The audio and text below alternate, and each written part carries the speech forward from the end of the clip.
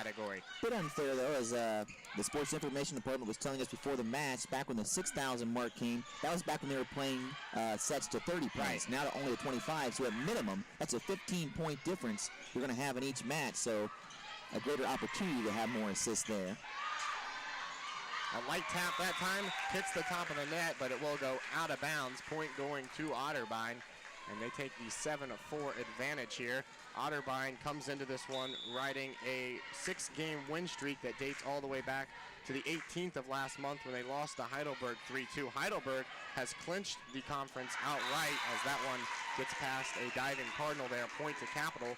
Heidelberg coming into this one 16-13 overall in the year. They have an 8-0 conference record, Josh. They have at least a share of the conference championship as Mount Union 7-1 on the year. The Cardinals 6-2, tied for third place with Ohio Northern in the conference. Yeah, it's really crazy to see how this OAC has gone so far as Otterbein gets the point there. But like you said, Heidelberg 8-0 first place, and they're 16-13 in the regular season. Otterbein has one of the best records, 24-6, and they're right now slated fourth. It's just kind of incredible to see how this OAC has worked out this year. Also nice to see all the football players before their game lining up on the sideline. They're up in the rafters to watch a bit of volleyball before they get set for their big game this afternoon.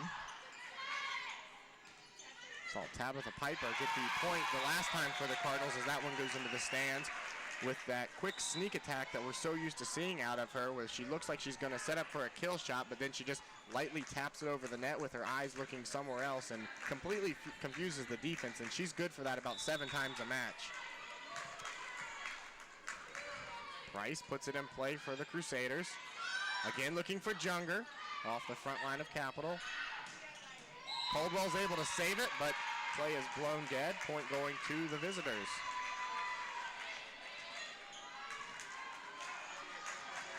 A very young lineup out on the court, Josh, for the Crusaders, starting 3 freshmen and a sophomore. So Coach Briggs going with a very youthful squad out there. As you mentioned, in her 21st season, she comes in this one with a 413, 246 all-time record. She's been 3-time OAC Coach of the Year in her 2 decades in Bexley. Yeah, they are a young team. They do have some talent, though. They have 3 players with over 200 kills this season. They're led by Hannah Ewert. She has 260, averaging 2.45 kills per set. Kelly Leonard also ranks 3rd in the OAC with 501 digs this fall for the Crusaders. The libero can't get it to that time, and Otterbein takes a 2-point advantage here. A good crowd, as you mentioned here at the Reich Center. It looks like the home side bleachers almost completely full, and then in the pavilion across the way, the football players have gathered before they have to go leave for their big-time game with Capital.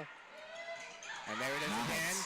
Maddie Shelley that time, fooling the defense of the Crusaders. One of the taller players out on the court is Shelley, 5'10". She's able to use her height to her advantage that time. As Junger serves, and that one just sails short of the in-line, out of bounds. And substitutions into the game now for the Crusaders. Usually you'll see Coach McDonald run the starters out there the entire way if it's a close match. We saw a few weeks ago in one of our broadcasts that she went the entire second and third set with complete substitution rosters and was still able to get it done. But Coach McDonald likes to use a lot of the starters and subs very little in the first few sets, as that one is off the hands of a Cardinal. Can't retaliate it back across the net, and it is a 1-point match again. Yeah, Capital off to a pretty nice start here, hanging right with Otterbein. We mentioned they haven't won a set since 2009. They're trying to change that here right in this first set here in the early going. That one a little too hard, and it sails past the end line. And here come the first substitutions into the game now. Kim Barker, the junior from Watertown, Ohio, will check into the game as Liz Palmer will take a seat on the sideline. Caldwell serve, and that's an ace point right there. She's able to find an opening in the court, and Otterbein goes up 12-9 over the visitors. Otterbein has not lost a set in their last 2 OAC meetings against Mount Union and Marietta. They've only lost 1 set in their last 4. That came to Denison back on October 23rd. Setting up for Shelley. Good job by the front line of the Cardinals that time, able to tip it back over. That was Kelsey Barron, one of the seniors. She uses her height to the advantage, and she's able to knock it back down over the net, and Otterbein goes up 13-9 here in the first set.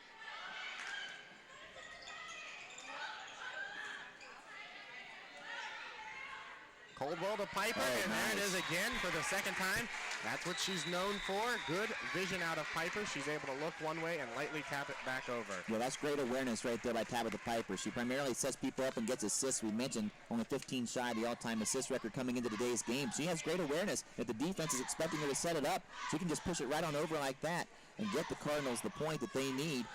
She has, I believe, now 3 assists in this game, so she still does need 12 more before she'll eclipse that all-time record. But Otterbein with 4 unanswered points, and a 10-9 game is now 14-9, and that forced Capital to take a timeout. We'd like to remind you that today's broadcast of Otterbein Women's Volleyball and all Otterbein athletics is brought to you by the Columbus Square Bowling Palace, located at 5707 Forest Hill Boulevard. They are open 24 hours, 7 days a week. So, Josh, after you're done watching some volleyball and some football today on OTV, why don't you head over to Columbus Square and you can get yourself some bowling in on Saturday. I do enjoy bowling. I do enjoy it. I was on the bowling team, believe it or not, for 1 year in high school. Wasn't good, but I participated nonetheless. I find that hard to believe you were not good at bowling. It seems like a sport you would master. No, now see, golf, that's right up there, but bowling, that's a whole other story. But it was a start-up year. The coach needed numbers, and he asked me to come out because he knew I enjoyed it, so I helped him get the program underway. So you told me you had a senior night for golf. Was there a senior night for bowling? Yeah, I think they're normally recognized during one of the basketball games. Okay. As Capital timeout works to get the point coming out. More substitutions into the game for the Crusaders.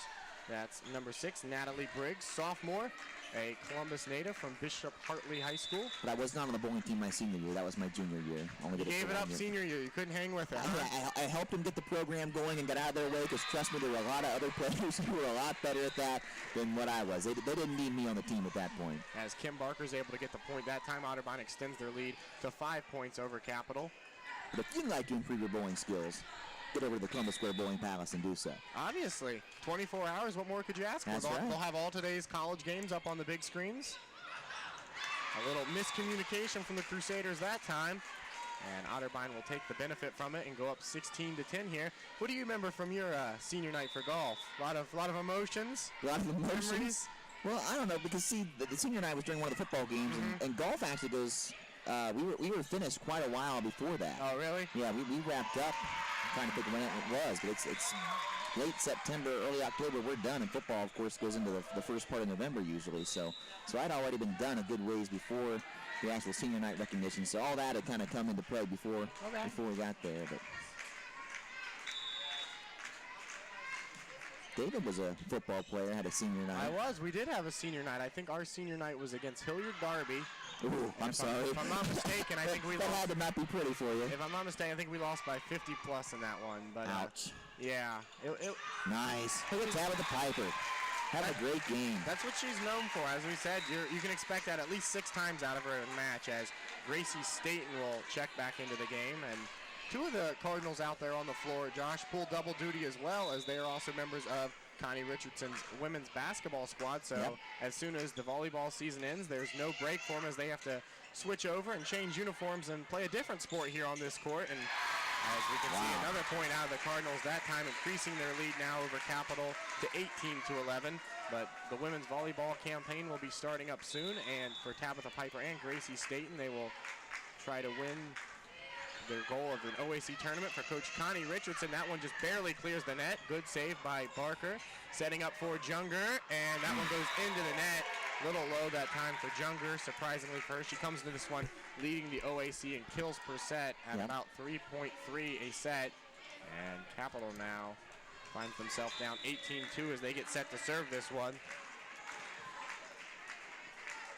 Ratliff puts it in play. Staten digs it out to Junger. Off the hands of the front line of the Cardinals, and it will fall out of bounds.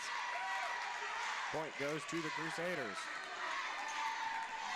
Mentioned basketball. This is going to be a younger squad for Coach Connie Richardson's girls this year. Of course, making the NCAA tournament last season, but a lot of the members of that team will be gone due to graduation. There's a nice point right there by the Otterbein Cardinals to go up 19-13 now. But, of course, Hannah Day no longer part of that squad. Rachel Snedeker gone. Chelsea Cannon gone. I had the pleasure of talking to Coach Richardson the other day just in passing, and I asked her how the team was looking, and she said, we're young. Yeah. We're a young squad, and we got a lot to learn. Piper, Barker, and there's the point. She finds an opening in the back half of the court where there were no purple jerseys. And Otterbein's the first team to reach 20 points in this opening set. And Capital's back line seems to be playing up quite a bit. There's been several of those that Otterbein's been able to hit just in the back part of the court like that, and Capital just kind of watches it go by. They don't have anybody back there to chase it down. They're just going to stand and watch and hope it goes out, and it hasn't been doing so. They may have to adjust their alignment here. Maybe that's what their coach will tell them during the timeout, as Otterbein now just 4 points away from an opening set victory. Yeah, you mentioned the back line there as I think this is the longest buzzer I've ever heard. It's kind of annoying, isn't it? I think there's something wrong with it because the last time, now Coach McDonald's going to go over and she knows how to fix it. She knows how to fix it. We hope.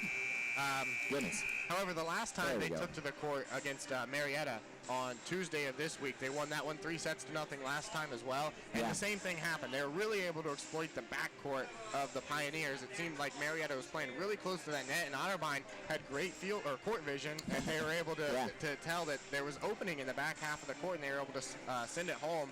And obviously took that one 3-0 to get their 24th victory of the season. The Cards will not be able to get the school record of 26 victories in a season, which came last year. In the regular season, of course, they have the chance to do it in the OAC tournament, and if fortune has it, in the NCAA tournament. The school record standing at 26, which they met last year. Coming to this one, the 17th ranked team in all of Division III college volleyball. They've been as high as 8 this year, Josh, after been a very streaky team. After winning their first 9 matches of the season, they dropped 4 straight, and they fell out of the double digits. In their defense, the 4 opponents they faced were stellar. They had Hope, Wittenberg, Calvin, and Northwestern, all ranked teams. Very strong teams. Hope, of course, a team that has had Otterbein's number the last few years. Otterbein has made the NCAA tournament the last 3 seasons. And so this senior class going for 4 appearances possibly in the NCAA tournament, and a nice job there to get the point on the serve. But Hope has really had their number, and Calvin, another team that's done very well against them. And hopefully this time around, Otterbein, should they face Hope or Calvin in that tournament, can have the upper hand. Wouldn't that be something to say that all 4 years you played on the varsity, you made the NCAA tournament? Yeah. That'd be something really special. Otterbein gets the point there, just 2 points away from taking this opening set. Otterbein did also win the Ohio Athletic Conference tournament last year, and that was the first time, the first time in school history as Monica McDonald has really turned this program around in her years that she's been here. Capital staying alive. Checking into the game for Coach Briggs is Kristen Nichols, a freshman.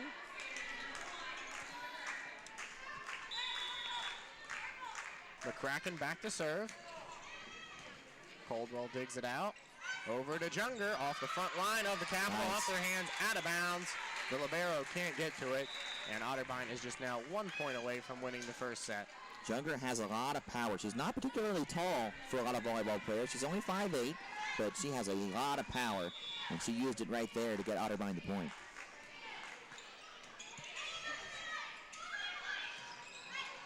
Otterbein's front line able to send it back over, and they pull a Tabitha Piper out of the back pocket that time, surprising the Cardinal defense to get their 15th point of the set. Olivia Arledge with a nice move right there. And now she'll come out. Price to serve. Looking for Junger.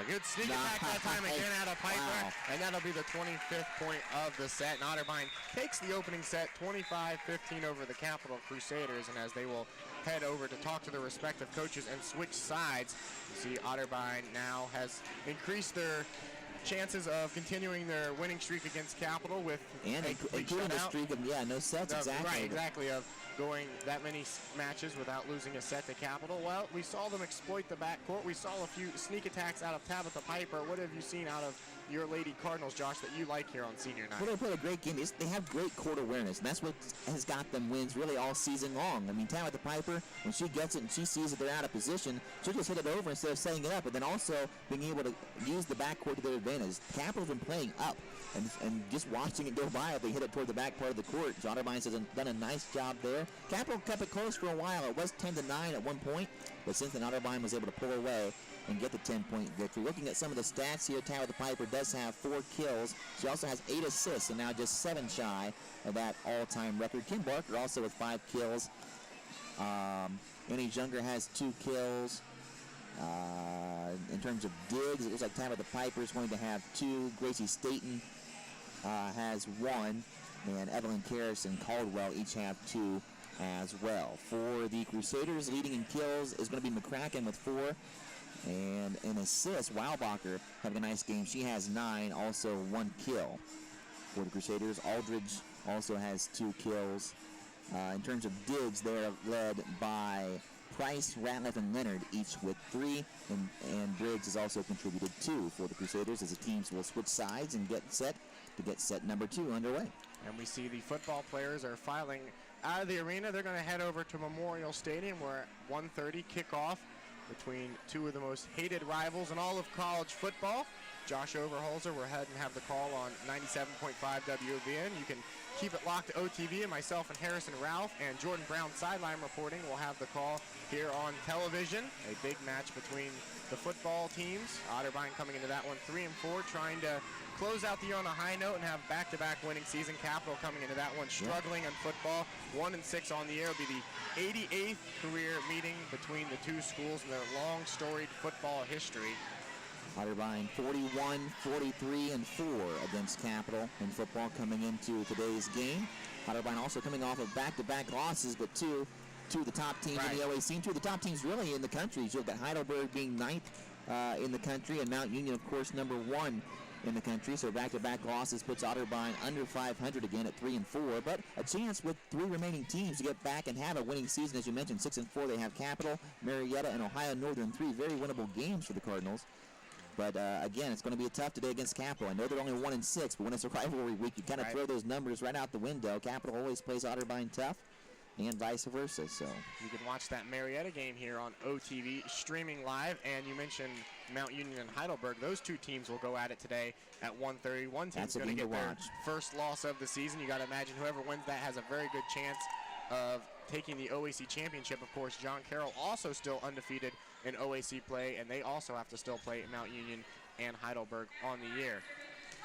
So remember, keep it locked to OTV, where a rivalry that has been going on since 1894, Otterbein and Capital, will continue to unfold on the gridiron as Annie Junger puts it in play and gets the second set underway, and that one hit out of bounds. Otterbein gets the first point of the second set after they took the first set 25-15. Nice way to start, nice way to keep it rolling. Junger, one of the best servers on this squad. Palmer hits it back over. Coldwell's able to save it out of bounds to Barron, and she gets the point as she's able to exploit the middle of the court that time. McCracken was unable to get to it in time, and Otterbein goes up 2-0.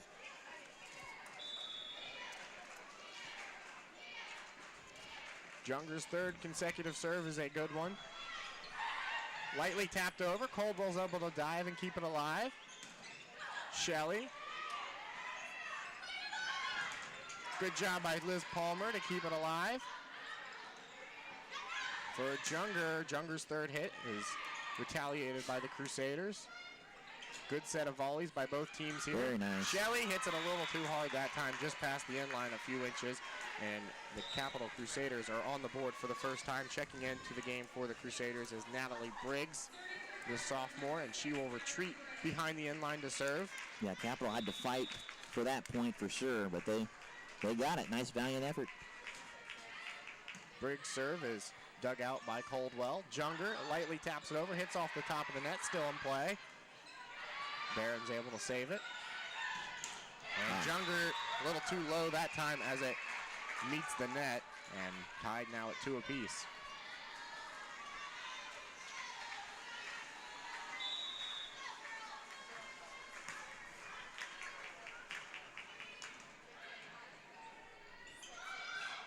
Tabitha Piper puts it over, but great job by the front wall of the Crusaders to send that one back to the back court where there were no tan jerseys. Yeah, Capital was in position and prepared and ready for that.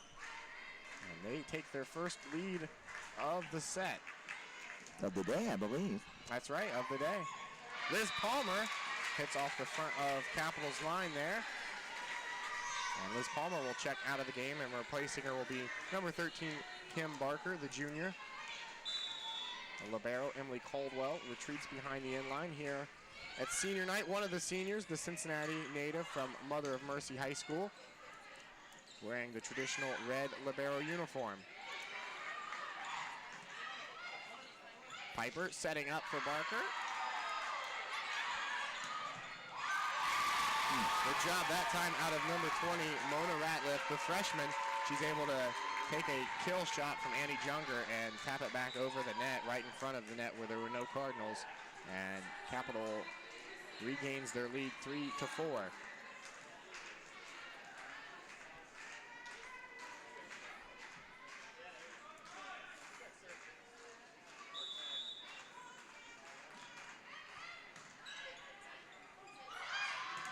For Barron, and again, Capital's front line has really shown up here in this second set, retaliating on all of Otterbein's kill shots. That one there from Barron, and they go up 2 points here. Wow. Mistake out of Emily Caldwell that time. She tries to dig it out. Poor return shot from her, and it goes out of bounds near the scorer's table. Monica McDonald does not like to call out of timeouts and let her girls figure it out if need be, but Capital gets on much of a run here. I'll have to see how Otterbein can snap out of this, and that's a good way to do it right there. Tabitha Piper setting up Barker that time. As we see Barron check out of the game, replacing her will be the junior Evelyn Karras from Tip City, Tippecanoe graduate. Yep. She will be asked to serve, and she does so successfully.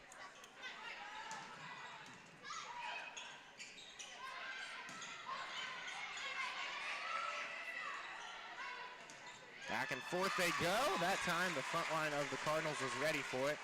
Appeared to be a combination of Barker and Palmer that time. Karras serves, dug out by the libero. Great save out of Junger, still alive. Off the hands of Caldwell, out of bounds, point Capital. Mentioned earlier, but both of these teams will be in the OAC tournament. Just a matter of exactly where that will be. Otterbein could finish as high as second or as low as fourth, but either way, they will be hosting on Tuesday, and that game will be streamed live right here on Otterbein TV. Otterbein does a nice job to get the point there, but Heidelberg is number one in the conference, 8-0. Mount Union second right now at 7-1. Northern at 7-2. Otterbein is 6-2, looking to go 7-2 on the year if they can get the win here today. John Carroll then at fifth at 4-4. Then you have Capital, Walden Wallace both at 3-5. Marietta 2-6. Muskingum 1-8, and Wilmington 0-8. So Muskingum and Wilmington looking to be the two teams left out right now. Again, Otterbein would be hosting a first rounder. It's just a matter of against who. It could potentially even be against Capital, depending on how the chips fall. Yeah, the way I see it right now, Ohio Northern and Otterbein both tied for third with 6-2. If they both win out and finish the year 7-2 in conference, I imagine Ohio Northern would get that third seed because they have the advantage, seeing as how they defeated Otterbein this year. So they would probably be the third seed, and the Cardinals would be the fourth seed. And it looks like they would, as it stands now, be John Carroll. But depending on who wins today and how things shake out, it could very well be Capital again here. Otterbein did face John Carroll back on September 28th. That was up in University Heights, and it was a 3-set victory for the Cardinals.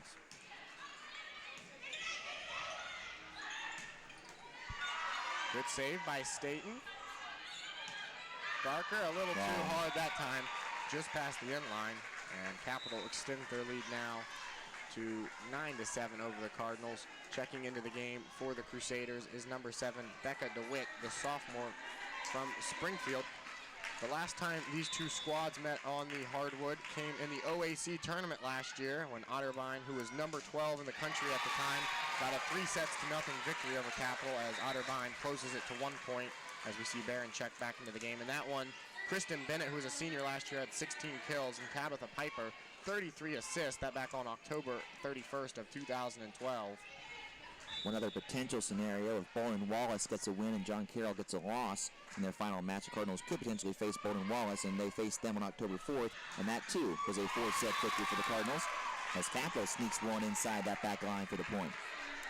It's always interesting in any sport to see when it's coming down to the end of the year, the shakeups of what I teams know. will get what seeds. I mean, you can do it with basically any sport. Who's going to play who and where at. Yep. Volleyball here at Otterbein, no exception. A lot of what ifs and different scenarios that could come into play. And you can see the Crusader girls very fired up down on the court. We talk about it almost every broadcast we do, but it really seems like volleyball is a sport of a lot of momentum. And it can seem to switch back and forth at any time. And it appears as though the Lady Crusaders have the momentum now. Annie Junger trying to change that, and she is able to. She gets the point for the Cardinals off the front line of the Crusaders out of bounds, and she will retreat behind the end line to serve. Otterbein does seem to be somewhat of a stringy team. They get their points in bunches. They'll get 6 or 7, and they might give up 5 or 6. They'll get 6 or 7 and give up 5 or 6. Good serve out of Junger. Junger's able to save it that time. To Shelley. Good job that time. Maddie Shelley hit it back over. Capital retaliated, and she was able to get it past the front wall of the Crusaders. Otterbein pulls within 1 point.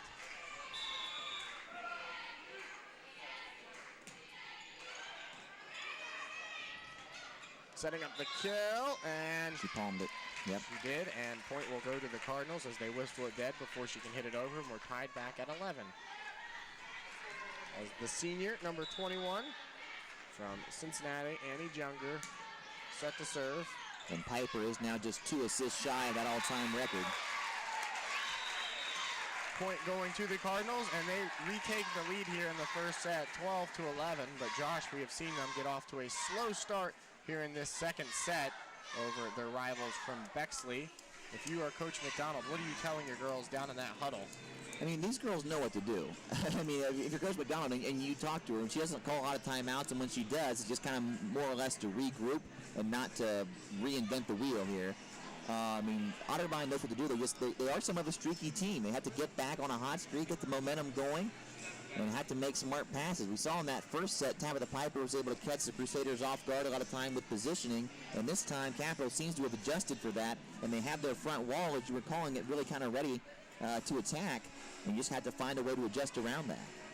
Coach McDonald in her 7th season. Last year she picked up her 100th career win here in Westerville, and she has really done a tremendous job of turning this program around.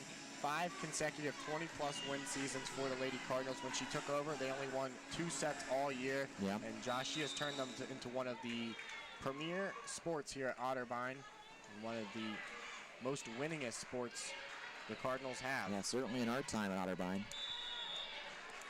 A sport that dates back to 1984 here at the university. Piper, Shelley to Junger. Great job there. Again, it's number 20, Mana Ratliff. We've seen it all day out of her. 5'11" out there. She's the second tallest player on the court for the Crusaders. The tallest among the starters is the South Charleston native. And Briggs will set to serve it.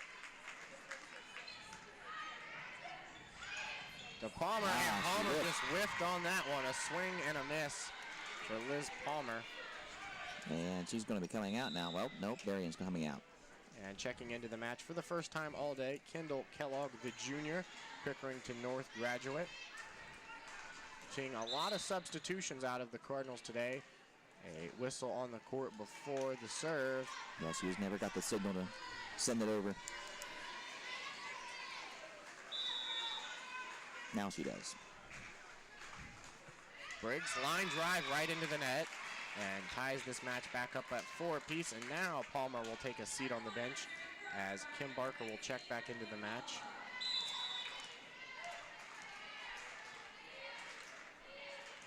Coldwell, the libero, serving it, and she serves out of bounds. Back and forth we go. Capital retakes the lead. Close, but no cigar there. Olivia Arledge, the sophomore, the tallest player on the roster for the Crusaders at 6 foot even, checks into the game now.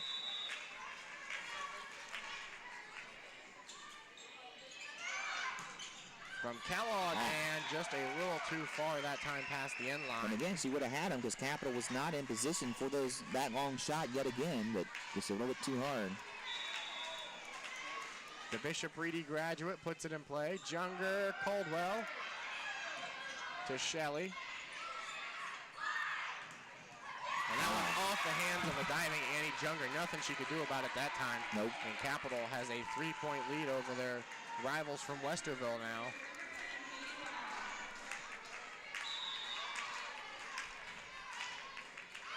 And good job that time. Annie Junger made sure her entire team knew not to hit that one, as it was going to sail past the end line, and it did indeed.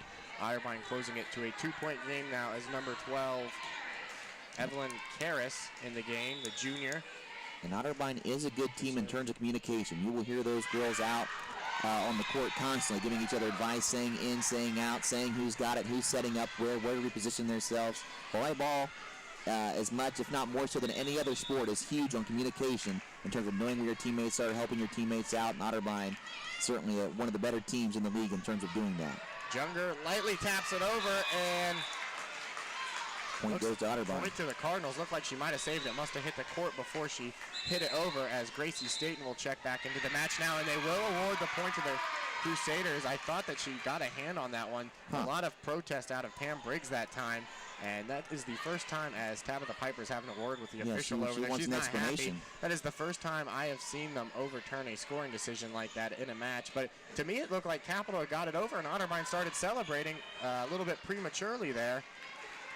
And they will award the point to the Crusaders, so they have the lead here, 18-14. That's when they took a little trip. I knew you were going to say that. Along with down the mighty Jackson, river of the mighty Mississippi. That's correct. I'm proud of you for knowing that, David. Of course I knew that. I knew I couldn't resist saying it 18-14 instead of 14-18. Do you know who sings it? Charlie Daniels. No, Johnny Horton. Yeah. Come on now. Of course, Johnny Horton has a timeout on the floor as Josh and I are discussing random songs from, I'm guessing that's the 1800s. No, that's not that long ago. It might have been written then, but the Johnny Horton version would have been, I'm guessing, 50s or 60s. Really? They took a little bacon and they took a little beans? Yep. I'm going to look that up, actually, see what year that is now, just because I'm curious. Getting back to the volleyball action in front of us, Capital has all the momentum in this one. As you heard, the section that has came from Bexley to cheer on their team, very excited going into the timeout. They had the 19-14 advantage over their rivals, as Coach Pam Briggs is giving instruction to her girls. Coach McDonald's girls head back out onto the court. Looks like they're going to run the same lineup out there as Caldwell, Piper, Junger, Karras, Shelley on the floor. Johnny Horton recorded it in 1959. It reached #1 on the Billboard Hot 100. There you go, ladies and gentlemen. Josh Overholzer with your country music history tip of the day. It wasn't just country, that was a Hot 100, the Billboard Hot 100. That was a big song back in 59, apparently. Well, it's not like they had pop music to compete with in 1950s. Or I mean, what else did they have besides jazz and country music, Josh? Well, some rock was starting to get its start then. I guess. Elvis made it bigger once it came along in the 60s, and the Beatles in the 60s. But Gracie Staten back into the match now. Otterbein finds themselves down 4 points here at senior night at the Reich Center. The Reich Center turning 40 years old this year, Josh. Yeah.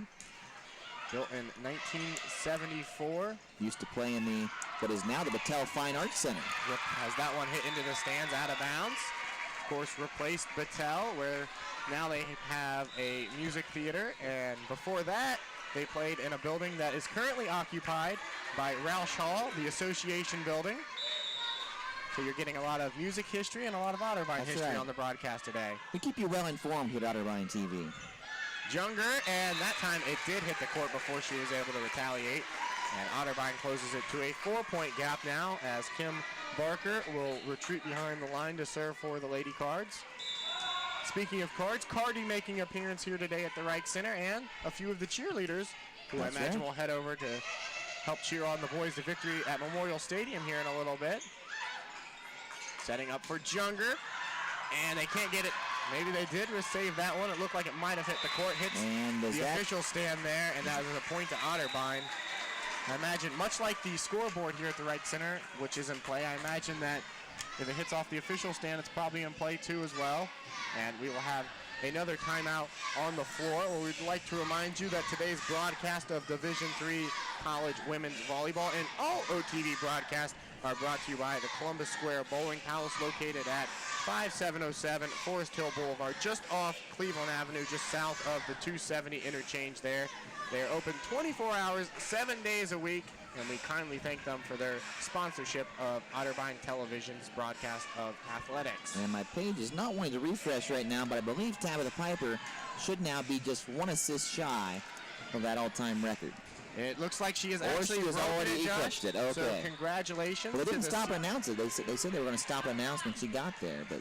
Number 6, the junior Tabitha Piper, has 16 assists in this match. Coming to this one, she only needed 15 to tie the record, 16 to break it. So she is the all-time assister in Otterbein volleyball. Congratulations to her as she surpasses Brooke Can, who set it from 1999 to 2001. Very talented player, and she still has a whole other season yet to go. Congratulations to the dual sport athlete on setting a record here at Otterbein that has stood for over a decade. Junger can't get to that one as she slides for it. And the Crusaders now find themselves with a lot of momentum and 21 points in the set. They're just 4 points away here. Otterbein's got to get something going, trailing 21-17. We mentioned before the broadcast, the Capital has not even won a set against the Cardinals since 2009. And they're just 4 points away from doing that and evening it up at 1 set apiece here. Coldwell's able to dig that one out, and Tabitha Piper, nice. There it is again. We've seen it for the 4th time today. Her little sneak attack that she has become famous for in her time here at Otterbein, and it nets the Cardinals their 18th point of the set.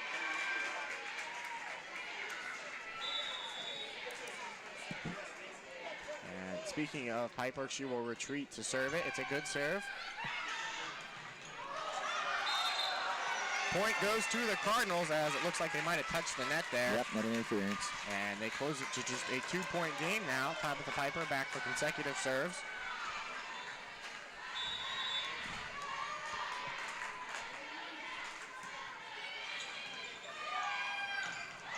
And that time there, Capital is able to pull off the sneak shot themselves.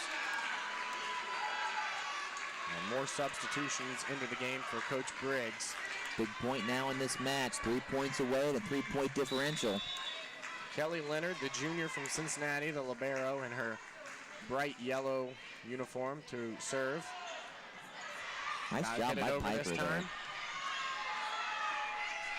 Setting up for the kill. Point goes to the Cardinals. Good job. Good ball movement out of Otterbein that time to set up for a nice shot. Yeah, Kendall Kellogg putting that one away very nicely for Otterbein, making it a 2-point game yet again, 22-20 now. As Maddie Shelley, the new Philadelphia native, back into the game. Annie Junger serving.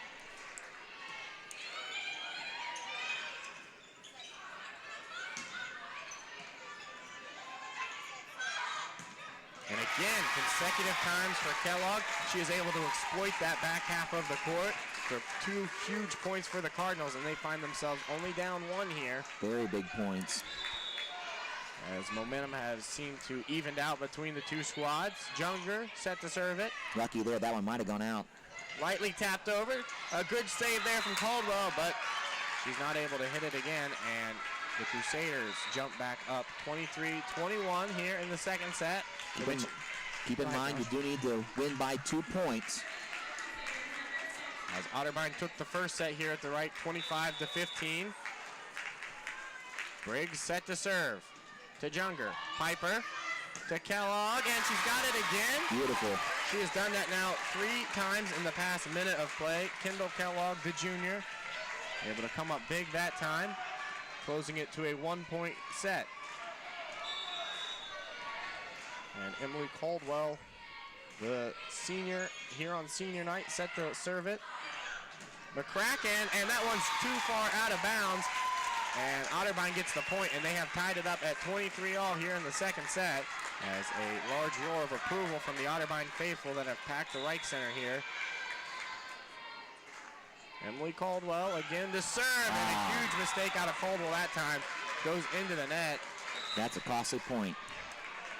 And Capital finds themselves up 24-23 and only a point away from taking the second set. Capital has led much of this set, but Otterbein has kept it close. Piper's able to save it. Got to hit it over this time. They do indeed. They're setting up for the kill. Retaliation.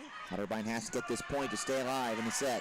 Kellogg, that one out of bounds, and for the first time since 2009, the Capital Crusaders have won a set against your Otterbein Lady Cardinals, and they will switch sides, and Otterbein's streak of shutouts ends at 2.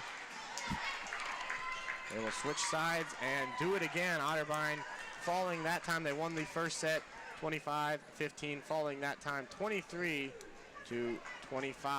and the streak ends for the Cardinals, which had stood at 7 consecutive shutout wins against the Lady Crusaders.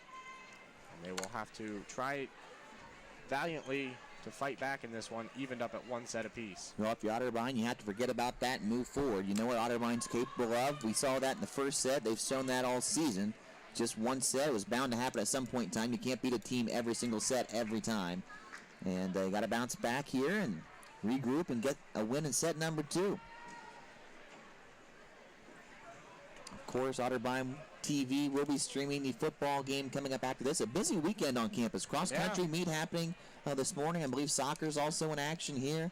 Volleyball right now, and then football this afternoon at 1:30 as well. So if you're a sports fan and around Otterbein's campus, plenty of events to take in today. Also family weekend here at Otterbein. Different family weekend events going on. There was a mentalist, I know, in Cowan Hall this morning. Actually, probably going on right about now. Started mentalist? Yeah. What's a mentalist, Josh? A mentalist, kind of like a magician / comedian. Oh. He does tricks, reads people's mind. Did you go out and check it out? I did not. Well, No? Obviously I didn't. It started at 11 a.m. and I'm here with you talking volleyball. I didn't know David, how early it was. But, yeah, that was going on this morning. So family weekend, sporting events, a lot going on at the campus of Otterbein U. So thankful that Josh Overholzer could join us for the TV broadcast today. Always a pleasure, David. Normally on the radio side of things. Always a pleasure. But he decided to add pictures with his talking today. Joining you for television next Saturday for the Otterbein Marietta football game as well. Senior day, as on the court, it looks like they're going to recognize Tabitha Piper for taking the school's all-time assist record, and she will get a standing ovation from the Reich Center crowd here in honor of her accomplishments that she has performed on the court. But as we mentioned, she has taken the all-time assist record here at Otterbein, surpassing Brooke Can, who set the record of 3,229 back in 2001. Tabitha Piper, who has 19 assists through 2 sets in this match, took that record, and still only a junior, a whole nother year to go for her to build on that. So very impressive. Remember, as we mentioned the last match, she went over 1,000 on the year, went to the 4-digit column. So congratulations to her. As we were saying, next Saturday, OTV will have you covered with the final home football game of the 2013 season, as the Pioneers of Marietta will come to Westerville, and you can hear that one streaming live on OTV at 1:30. Myself and Josh Overholzer with the call on that one. Right now, though, they got to take care of business here in set number 3. So the Cards and Crusaders will switch sides. Otterbein on the right side of your screen in their tan uniforms. The Crusaders on the left side in their purple tops.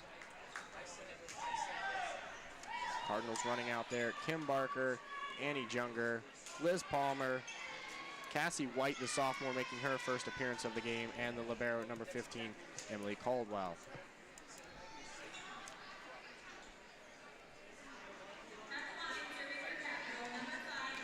And serving for the Lady Crusaders is the libero junior from Seton High School, Kelly Leonard, in her highlighter green libero uniform. Yeah.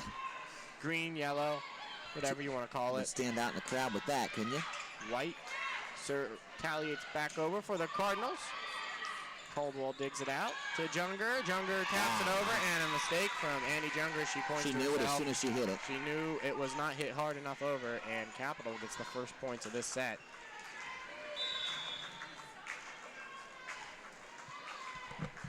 Leonard puts it in play.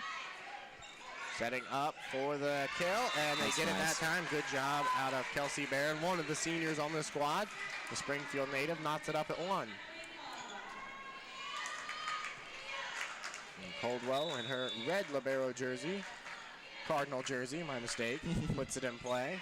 Just like Ohio State, you can't say red, right? It's There's scarlet. Scarlet and Cardinal. Right, we're not red. We're not the red and tans. We're the Cardinal and Tan. And speaking of the Cardinal and Tan, they take their first lead here in the third set.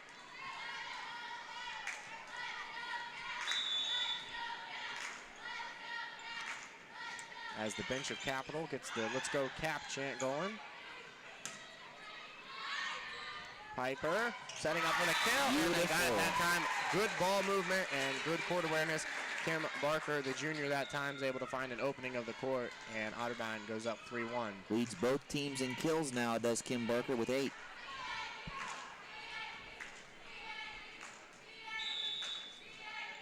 Caldwell's third consecutive serve is a good one. A sneak attack that time, but Otterbein was not ready for it all, as it goes off the hands of the front line and finds the hardwood near the net. Otterbein's 3 consecutive point streak comes to an end. Briggs, the sophomore, back to serve.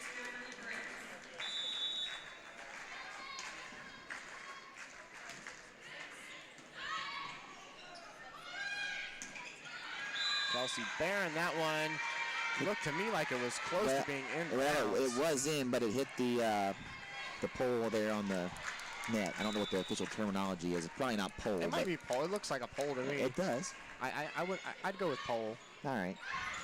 And good job that time by the Capital front wall to send it back. Otterbein still in possession with it, but that one hit a little too low, and we have seen the front line of the Crusaders play very effectively here in this third set, and they retake the lead over Otterbein 4-3.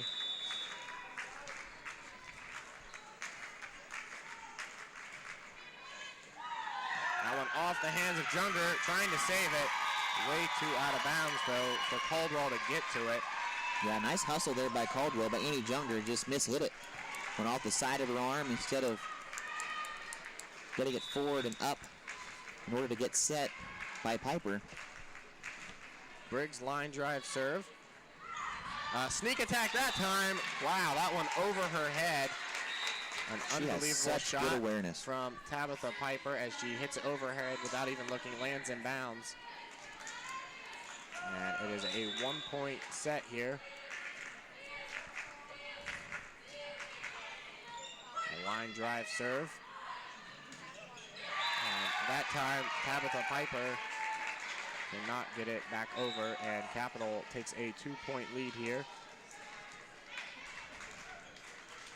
Arledge substituted back into the game for Capital. That one hit a little too hard just past the end line. Gracie Staten will check back into the match. And she will be called upon to serve for the Lady Cards.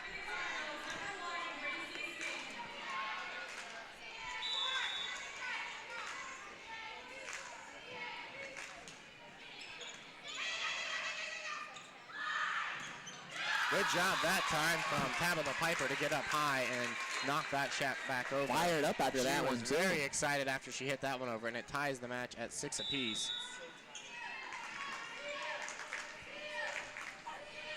A long serve from Staten that goes wide of the end line.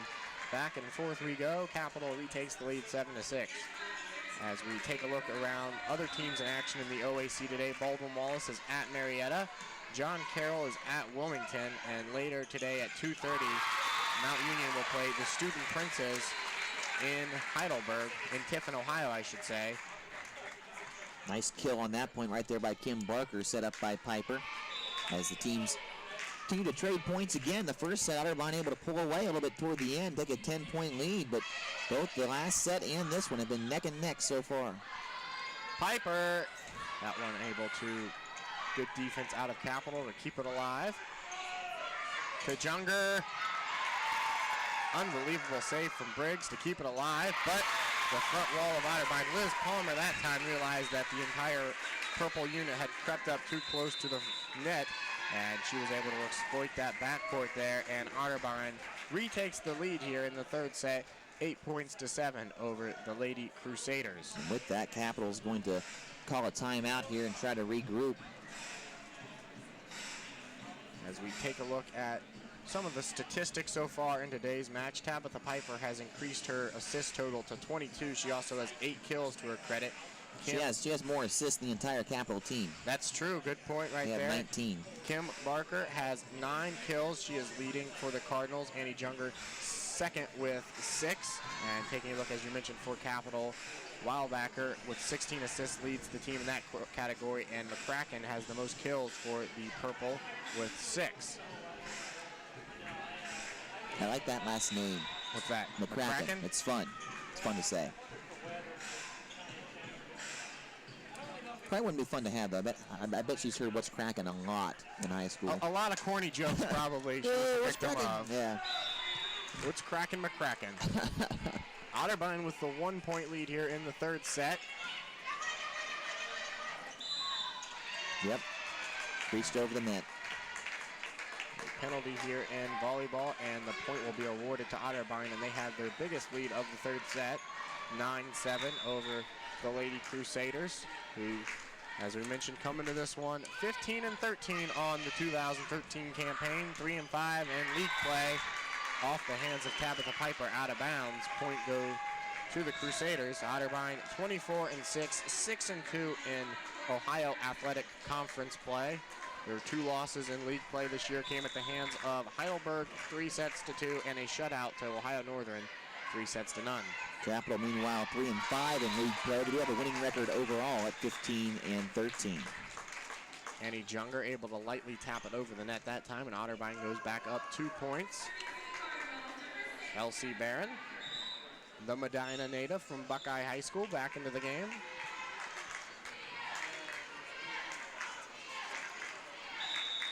Of course, Barron said that her plans after college included becoming a crocodile hunter. Coldwell's able to keep it alive. Junger leaning over top of Coldwell on the ground, sends it back over. What a job to keep that alive. But it was off the hands of the combination of Barron and Liz Palmer, out of bounds, and we have ourselves a 1-point set yet again. And Kendall Kellogg is back into the match for the Lady Cards. Becca DeWitt, the sophomore, back to serve.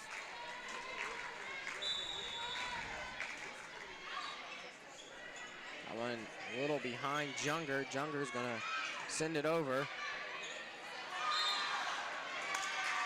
But they will blow it dead before they have a chance and award the point to Otterbein. And Junger will retreat behind the end line to serve it.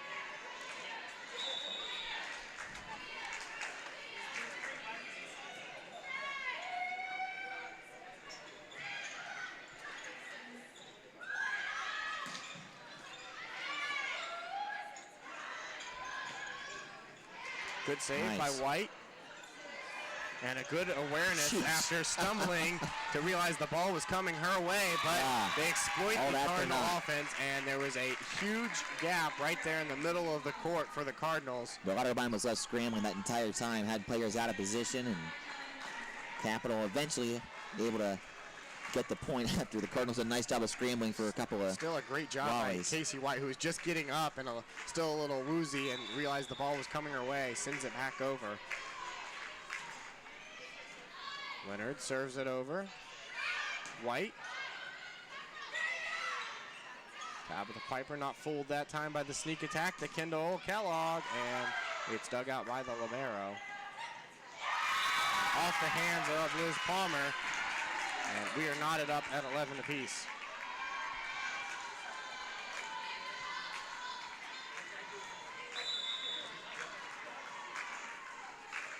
Kelly Leonard's serve is a line drive.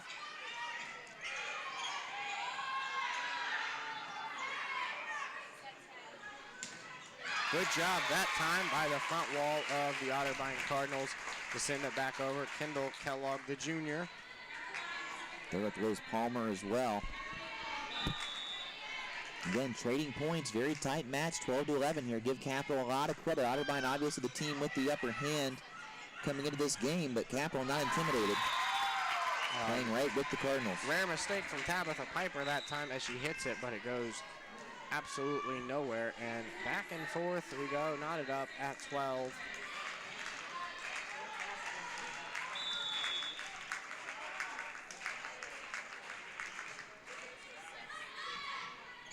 Piper to Kellogg, and for the fourth time in this match, we've seen a fast kill from Kendall Kellogg, and she's able to give the Cards the lead again.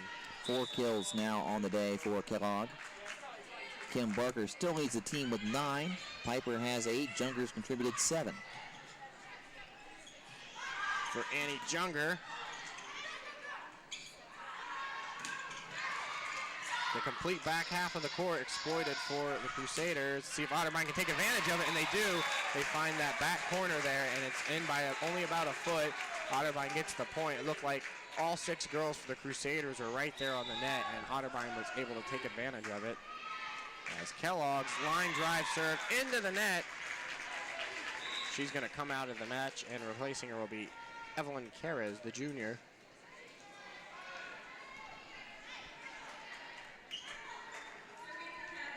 Josh Overholzer and David Kinder taking it from the right center here. Thanks for watching this broadcast on OTV, and that one looked like it sailed a little out of bounds to me, Josh, but nonetheless, Otterbein chooses not to return the serve, and it will tie the score at 14-all. Thanks to our producer and director today, Mr. Danny Lebsock, and also thanks to Jeff Murtaugh, Jay Corbett, Paige Perez on crew today. Most of these crew members also performing double duty today, and they will head over to Memorial Stadium and run the technology for us, as Josh will have the call on WOBN, and myself and Harrison Ralph will have it on television. Now, the picture from TV and the audio from radio will not match up, Josh, so you can't do that, but you can still hear myself and Ralph's call and the video to correspond with it. Kickoff for that game, of course, at 1:30. It is bearing if we get out of here in time, hopefully. I know, it's neither team going to help us out with a 3-set win. Going to go at least 4. I thought we had a I thought we had a deal with Capital to get us out of here in 3 sets. I guess they weren't. No one told them weren't liking our plan. You know, barring that we do get out of here, I believe pregame coverage scheduled to start at 1 for television. That could be pushed back a little bit. We'll see. There will be a pregame show. Jordan Brown, Harrison Ralph down on the field to tell you everything you need to know about the Crusaders football attack and everything Coach Tim Daub's boys need to do to get the victory. And another mistake out of the Cardinals may seem to be falling apart here. Evelyn Kara sliding forward too much and taking one to the face there. Capital regains the lead now, 16-15. Ratliff's serve is off the hands of back-to-back mistakes by Karras. Evelyn Karras that time. And Capital goes up 2 points. Karras has got to shake that off.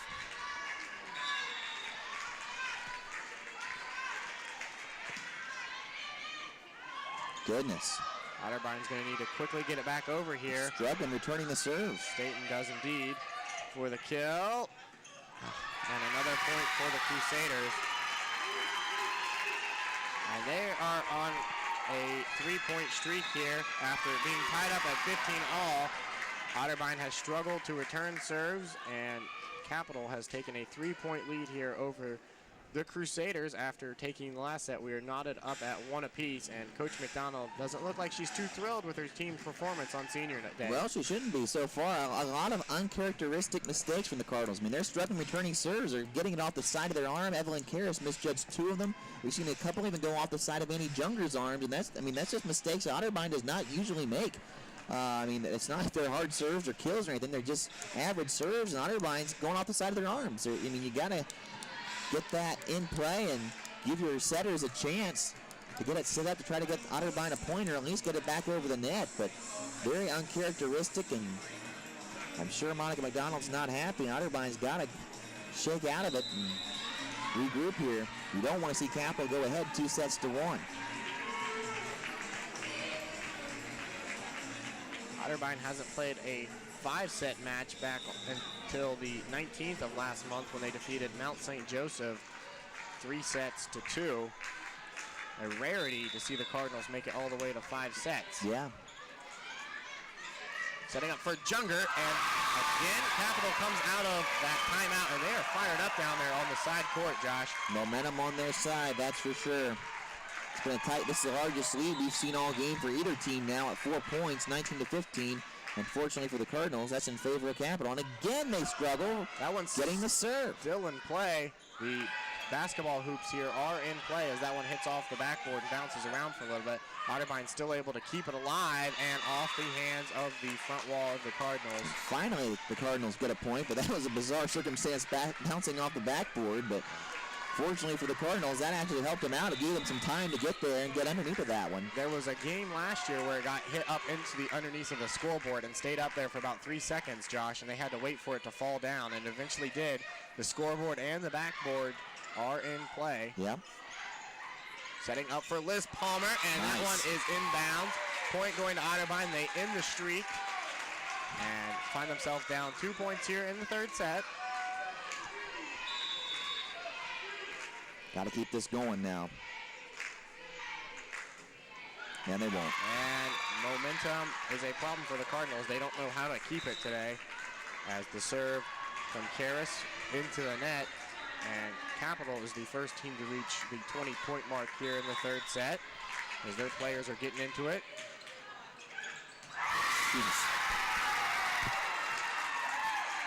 Well, the intent was not to hit it back over the net. It was to try to set it up, and it went too far. And now Monica's going to use a second timeout, and that's something we don't see from her that often. You mentioned she doesn't like to call timeouts, and normally that's because her team has a huge lead or it's a pretty reasonable game. Yeah, even in close games, though, she still has to let them figure it out usually. But she is obviously not pleased with the way that her team has seemed to fall apart at the seams against their rivals from Bexley. As we mentioned, a team they have not lost to since November 3rd, 2009. Well, but that's a set. They haven't lost a match since 2008, actually. A streak of 8 consecutive wins against Capital is in danger as Otterbein finds themselves down 21-17 here in the third set. Coach McDonald looks like she's going to go with the same roster out on the floor. It will be Piper, Junger, Caldwell, Palmer, and Karras out there. The starting 6 on the floor for the Lady Cards. Capital with possession of the ball. McCracken set to serve it, setting up for Junger. And they cannot return that one, and Otterbein breaks the streak as Kendall Kellogg's going to check back in, and they find themselves down now, 21-18. Just been alerted by Sports Information that Tabitha Piper could potentially be on pace for the hitting percentage in the game. She's currently at 727, record at 765. You have to have at least 15 attempts. She currently has 11. So something to keep their eye on, as it could be a double record day potentially for Piper. We'll have to wait and see. While records are being broken, Otterbein struggling in the match mightily on the floor. And you know, it might not be the last time that these girls play here on the Reich, Josh, but it is the night that they were honored, and it is their last regular season as we see them. And it's against Capital. And it is against Capital. It is not a way you want to end your senior career, going out on senior night, senior day. So used to saying night. It is just a little past the AM here in Westerville. Otterbein still a chance in this set here. They got the serve. They're down 3 points, but no room for errors here. Great job to keep it alive. Get there. Out of bounds. Otterbein gets the point, and they get into the 20-point range. Just a 2-point set. Jenny Junger, one of the better servers on the squad, back to serve. And just as I say that, she hits it too hard and out of bounds. They just cannot sustain any momentum or streaks. Capital 2 points away now from taking the third set and going up 2-1.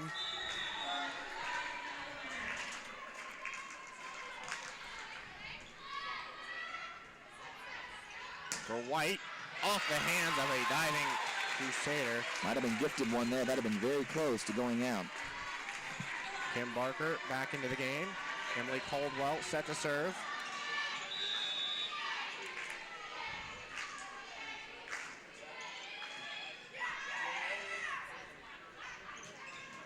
Caldwell's able to dig it out. Piper lightly tapped over that time by Kellogg. Met at the front line. Still in play. Piper, Kellogg again.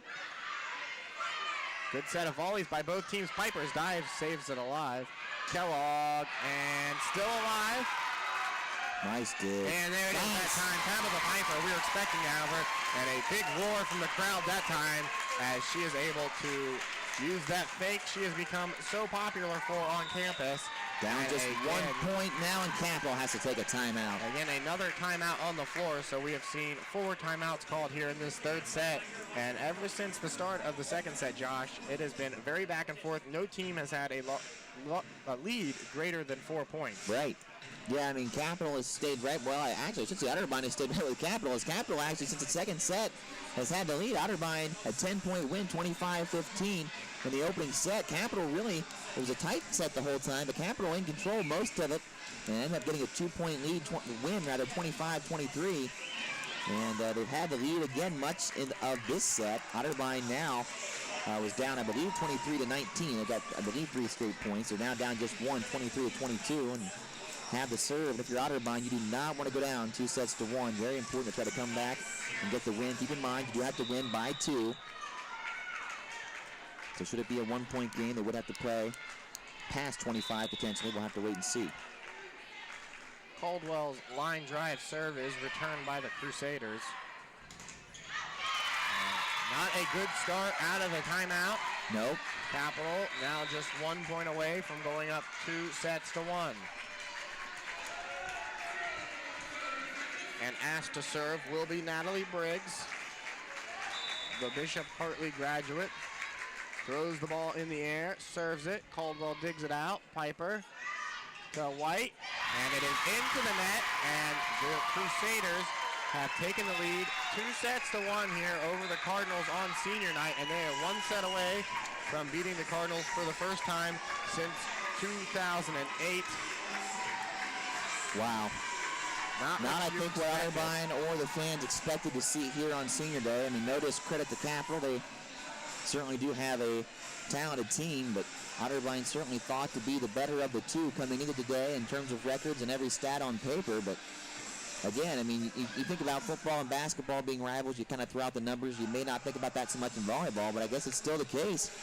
Capital, they don't like Otterbein. Otterbein doesn't like Capital. It's a rivalry game. Anything can happen, and Capital, at least showing today that Otterbein might be the more skilled team. Capital is the more prepared team for this contest, it seems to be. As you're looking on the sideline for the Cardinals, they look like a deflated team, Josh. They just look like all the pep is out of their attack.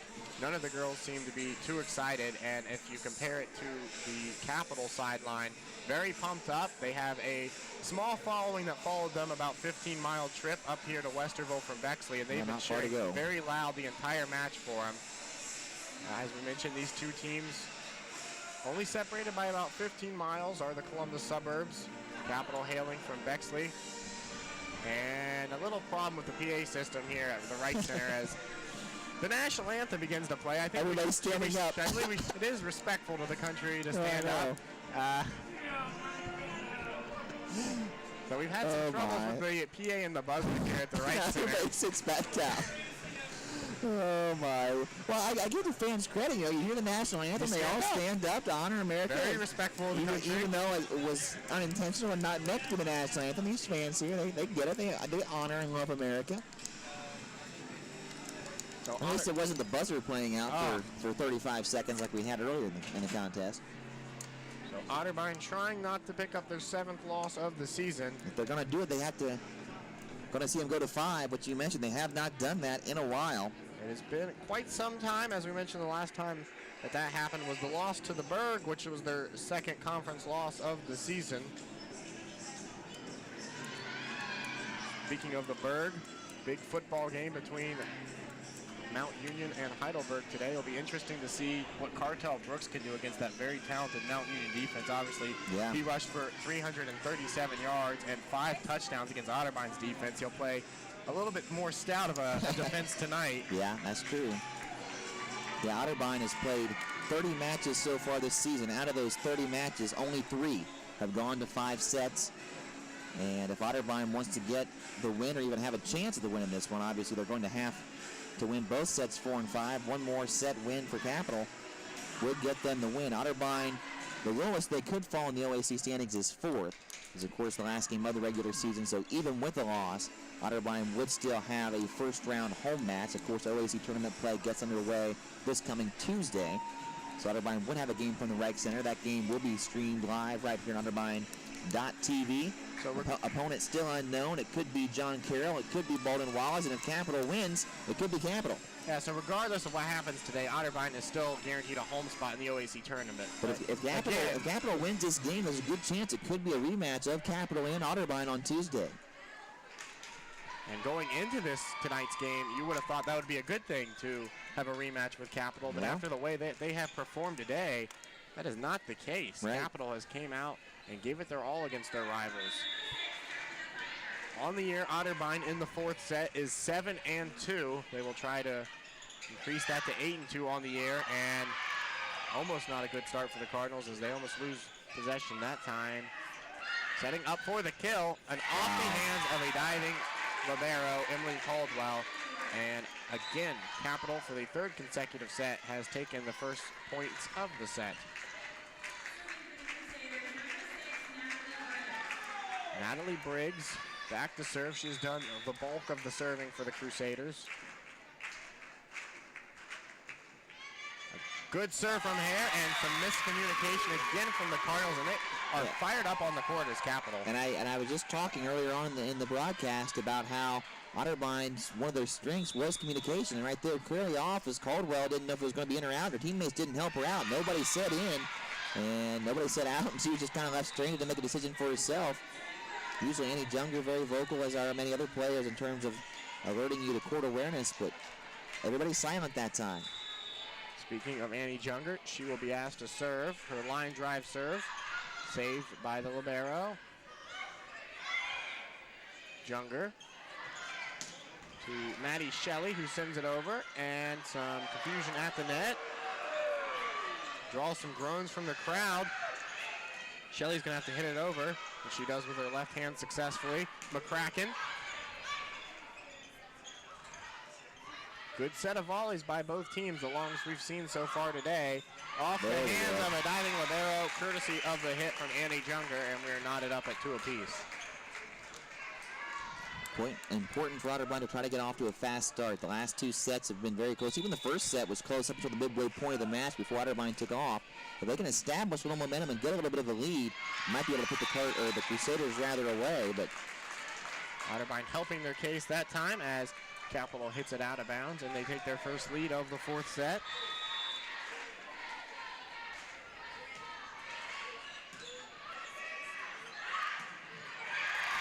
And again, the Cardinals stand and watch it. They're out of position, but nobody even making an attempt for that.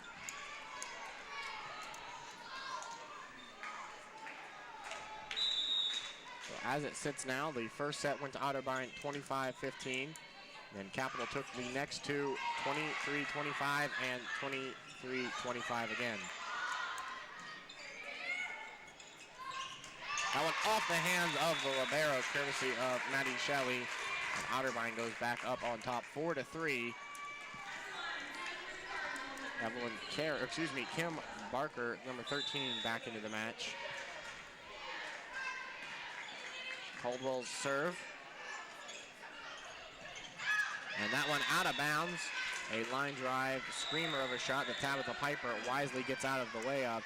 And again, another timeout on the floor. We have seen a lot of them tonight, Josh. Yeah, neither coach afraid to use their timeouts, but a very tight match, and both teams wanting to make sure they have their best group out there, and they know the court awareness and where they need to be. Otterbein now with a 2-point lead in this set, 5-3. And again, needing to win both of the 2 remaining sets to stay alive. Well, we would like to thank you for watching OTV's broadcast today, and we'd like to thank our sponsor, Columbus Square Bowling Palace. They're open 24 hours, 7 days a week. They're located at 5707 Forest Hill Boulevard, just off Cleveland Avenue, just south of the 270 exit.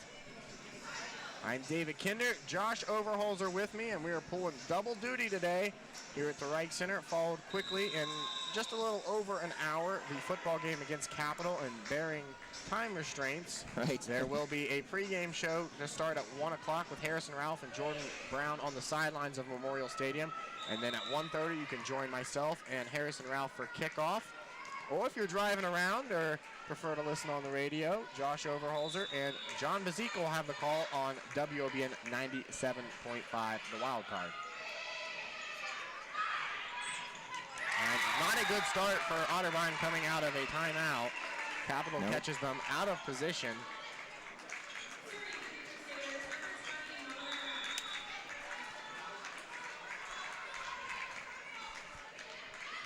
Caldwell digs it out, setting up for Kendall Kellogg, and she hits it right into the front wall of Capital. That time it was the combination of Bender and Wildbacker who were able to send it back over.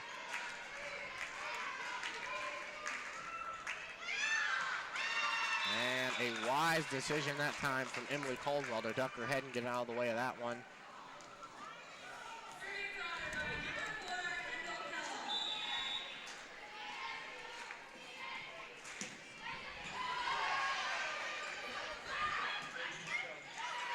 Kellogg saves it for Shelley. Now it's Junger's turn at it, and she is able to finally get the point as it goes off the hands of Wildbacker, and Otterbein increases their lead to 2. Back to where it was before the timeout after Capital got back-to-back points out of the timeout. The serve from Kellogg into the net, and Otterbein has really struggled, not only returning serves, but giving out the serves today, Josh. Yeah, they have. Several have gone into the net. For those of you keeping track at home, Tabitha Piper has increased her assist total to 31 today. Hitting percentage also at 750. Annie Junger is the only Cardinal in double digits with kills. She has 10. Ewert also has 10 to lead the Crusaders. And Wildbacker with 26 assists for the Purple. She leads her team in that category as Gracie Staten back to serve.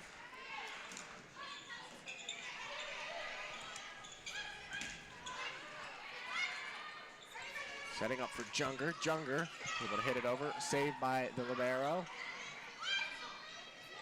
Again, Junger's going to try. She lightly taps it over. Capital's ready for it. For a third time, Junger's going to try, and that one too far out of bounds. She tried to hit it cross court and exploit the other side of the Capital floor, but a little too hard, and it goes out of bounds, and Capital pulls back within 1 point. As Becca DeWitt serve is returned by Otterbein. Again, it's Junger. Capital wants net interference there. They didn't get it.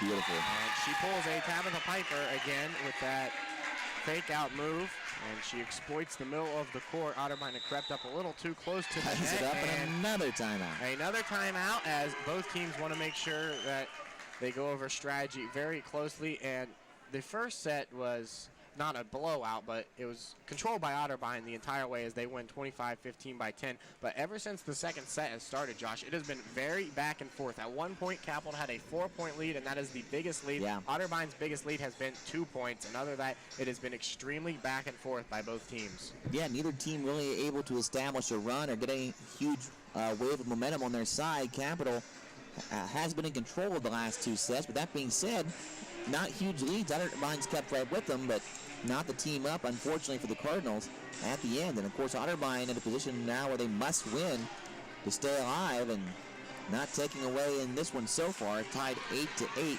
Some statistics, again, Tabitha Piper leads all players in assists with 31. Wildbacher leads the Crusaders with 26 in terms of kills. Both Piper and Junger have 10 for the Cardinals. Hannah Ewert leads the way for the Crusaders with 10. Wildbacher also has 6 for the Crusaders, and Tabitha Piper on pace to potentially break the hitting percentage record for a single game. That currently stands at 769 as the Cardinals get a big point.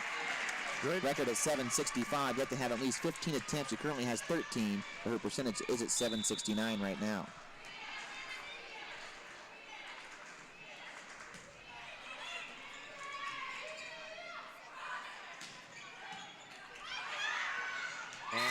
Confusion that time. It looked like when Karis had hit it, she was intending to set up a kill shot, but she hits it a little too hard, goes over the net, and catches the Cardinals out of position. Yeah, instead, Kristen Bender able to get the nice kill for the Crusaders, the freshman out of Fremont Old Fort. Ties the setup once again at 9. Piper hits it over.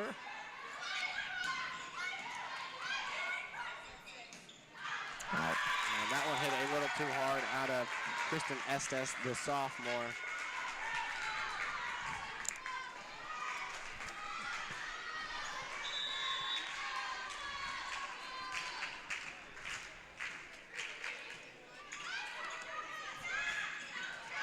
And Estes makes up for her mistake the last time, and she knocks it up at 10 apiece.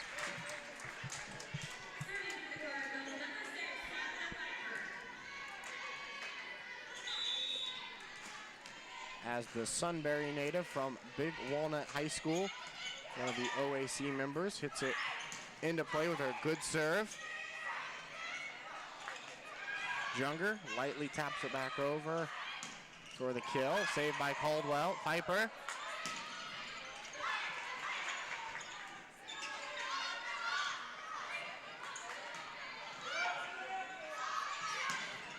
Off the hands of the diving libero, point to Otterbein, and they have the lead again.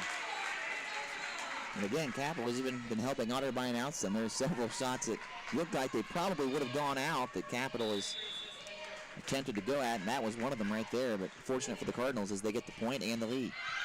Out with the Piper's serve, a little too far past the white end line there. And again, we are tied up at 11. I wish I had kept track of the lead changes in this game, Josh, because it seems almost every time there's a serve, there's a lead change or at least tied up. Briggs serve.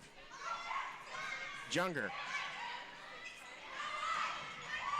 And again, miscommunication and errors will cost the Cardinals that time as Kendall Kellogg hits it, but it goes behind her, and Gracie Staten was not in position to return that one.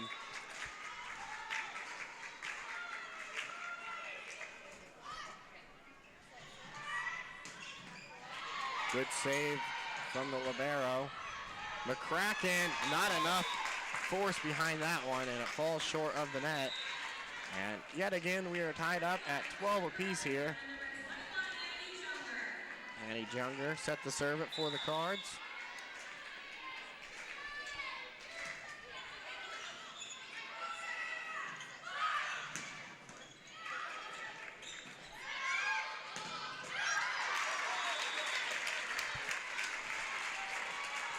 Point going to Otterbein, and they have retaken the lead here, 13-12.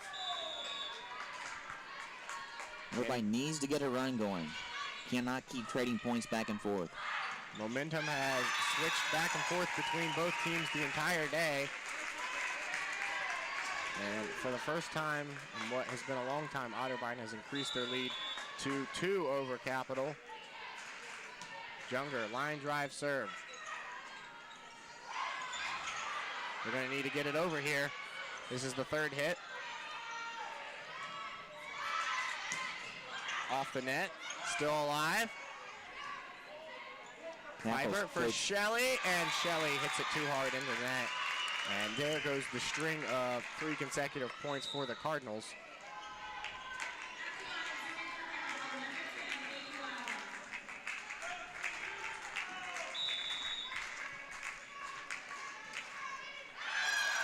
Good job by Annie Junger to make sure her teammates knew that one was going to go a little too far.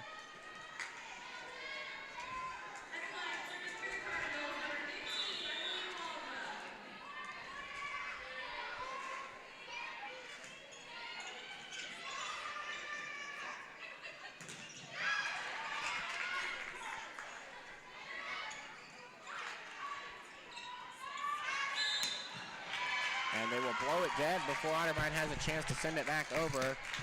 And point will go to Capital, and they pull to within 1 as McCracken comes back into the game.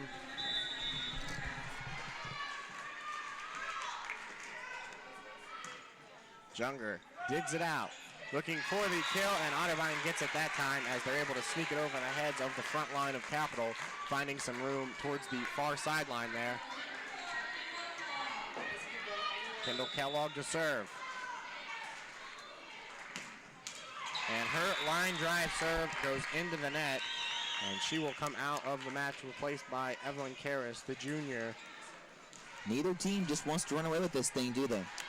No one's listening to you, Josh. Whenever any team gets just a teeny tiny bit of momentum, they instantly get it right back up. Ever since the opening set, it's been very tight. And Otterbein has increased their lead to 2 now as Annie Junger exploits the middle of the court there.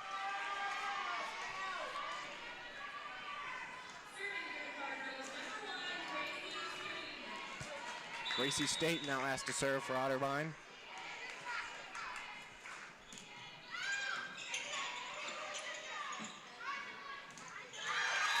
Annie Junger meets the return serve from the Crusaders. And Josh, I'm not sure on the rules of timeouts in volleyball. Is it unlimited? Because there seem to have been quite a few here in this match. I think you're awarded so many per set, but don't hold me to that. I'm not an expert in that situation there either. But Otterbein finally now, I believe this is their largest lead of the set at 3 points, 18-15, forces Capital to use a timeout. And for Otterbein, like we said, it's a win or die situation right here in this set as Capital leads 2-1. And a little bit of momentum on their side, but again, whenever they have a little bit of momentum, they have not been able to sustain it. Volleyball is in large part a game of runs, and especially for this team, but you wouldn't know it from watching today's match. It's been very much back and forth so far, David. Well, as we look around the conference at what is going on, Boulder Wallace and Marietta are still in action. Boulder Wallace has a 2-1 lead over Marietta, and in the 4th set, they find themselves leading the Pioneers 8-15. Wilmington and John Kill yet to get underway, and Mount Union and Heidelberg will play at 2:30 today. So Otterbein with their largest lead since the 2nd set, 18-15. Can't sing the song that time, Josh. I know. As Gracie Satan puts it in serve. Return from Barker. Coldwell saves it. Tabitha Piper, sneak attack. Capital is ready for it. And off the hands of Tabitha Piper, but they will blow it dead, and point awarded to the Crusaders. They stop the Otterbein scoring streak and pull within 2. Reminder to everyone that literally as soon as this finishes up, Otterbein TV coverage will begin of the Otterbein football contest. Don't even log off or change your web address from Otterbein TV, because it will be a matter of minutes. Otterbein gets their 3-point lead back. Big point right there, 19-16.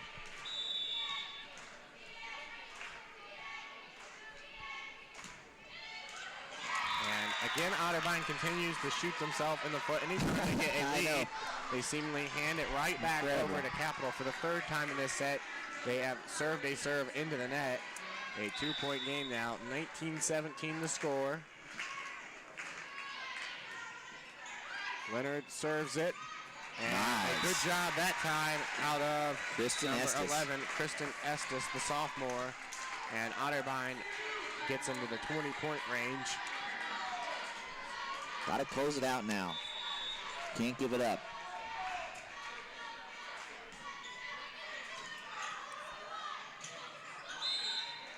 There we go. And Otterbein with some momentum rolling here. A 4-point lead and 4 points away.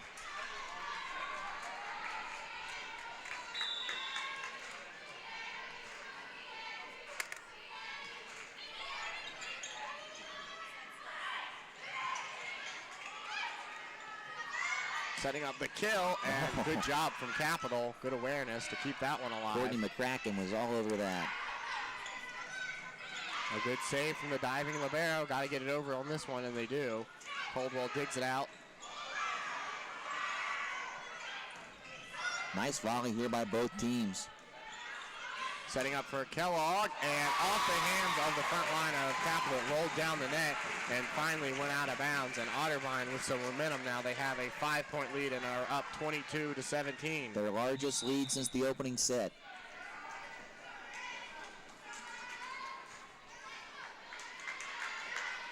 Now they got to put it away.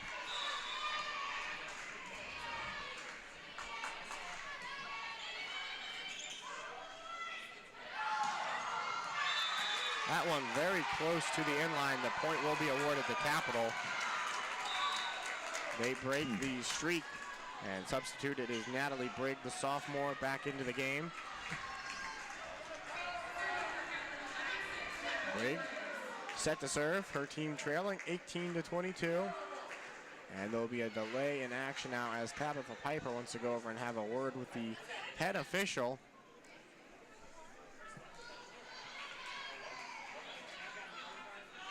And Tabitha got a yellow card.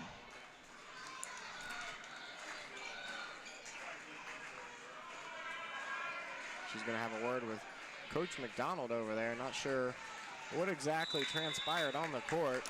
Should a yellow card by the official, but not sure what warranted that. If she said something the official didn't like, or either way, the Cardinals get a big point after that. 2 points away now, 23-18. Otterbein 2 points from taking the fourth set here. Annie Junger to serve.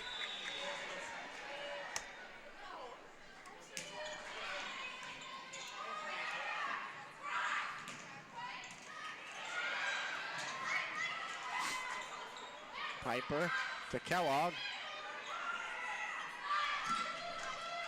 Good save there from Nice the libero. Shelley gets it over. Capitals ready for it, and it is off the hands of Emily Caldwell, making a great diving effort for it. 23-19 the score here in the fourth set.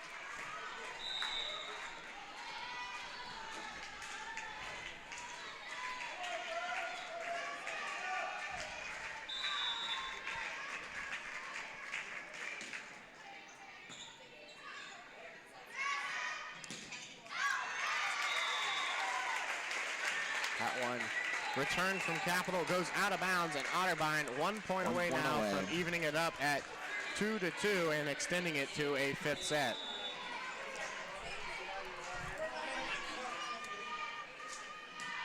Caldwell serve. Piper. Caldwell for Junger, see if she can end it, and she does indeed. Annie Junger ends the fourth set and knocks it up at 2 apiece. Otterbein takes the fourth set 25-19, and for the first time in a while for the Lady Cards, they will play a fifth set. And only the fourth time all season. Now this is their 31st match now, and only the fourth time that they've gone to 5 sets. Tell you what, I feel like Otterbein's fine. They're probably going to go ahead and get the win. I think they just wanted to make life a little bit more difficult on us because they knew that we had another event to get to. Right. They just wanted to stress us out and make sure that our broadcast. Yeah, and planning for this, we said, well, hopefully it'll go 3 sets, maybe it'll go 4 sets. We should have enough time, and just making life a little more interesting. That's all. This is the first time, Josh, that I've done a 5-set game since my very first broadcast in OTB history. Yeah. My freshman year against the. You didn't go any football games your first year? Northern. Yeah, I did. Okay. But my very first was a volleyball, not a football game. Did 3 football games and 5 volleyball games. Yeah. The first was a volleyball against Ohio Northern University, or Northern Ohio. Ohio Northern, probably. Not Ohio Northern. The Racers. Yeah, the Racers. Yeah. Was against them.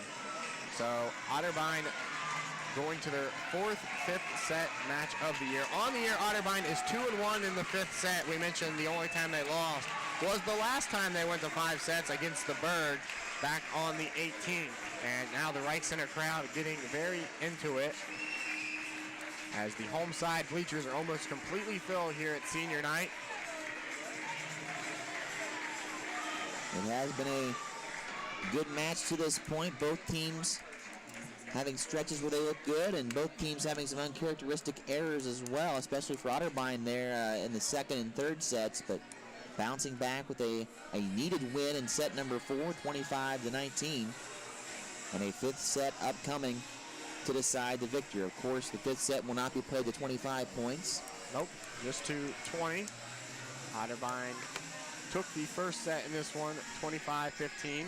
Capital won the following two, 25-23, 25-22, and of course Otterbein just clinched the 4th set, 19-25.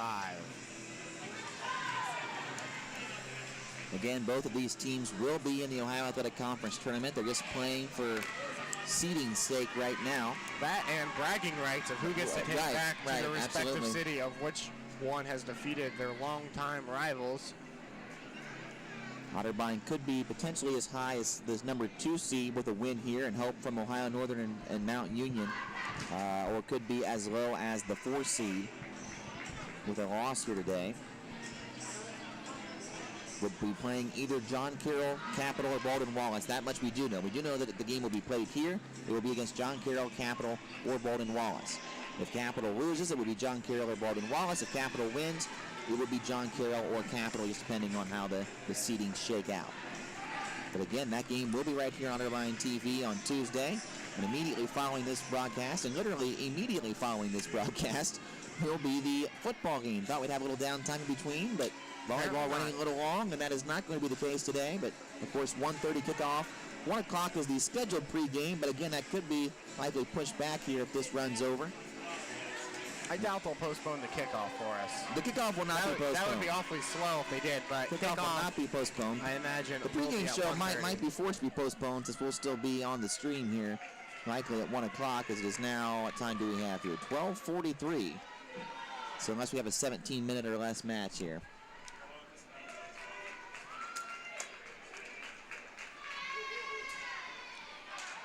On the court for the Lady Cards will be Kendall Kellogg, Maddie Shelley, Tabitha Piper, Emily Caldwell, Annie Junger, and Kim Barker. Cap will have the honors of starting this 5th set.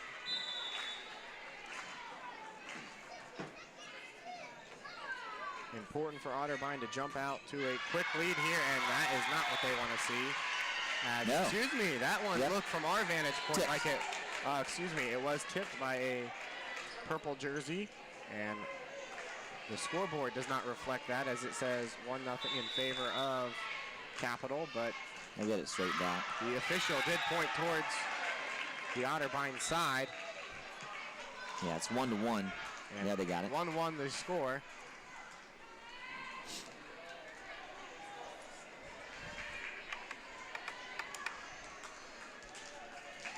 Natalie Briggs done the bulk of the serving for the Crusaders.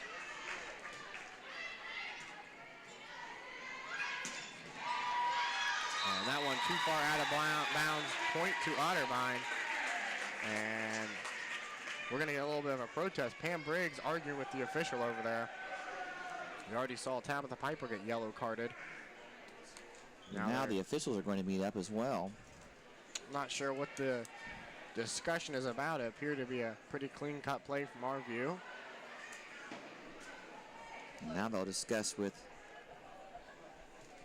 Piper, as well as Wellbacher, looks like, going over there.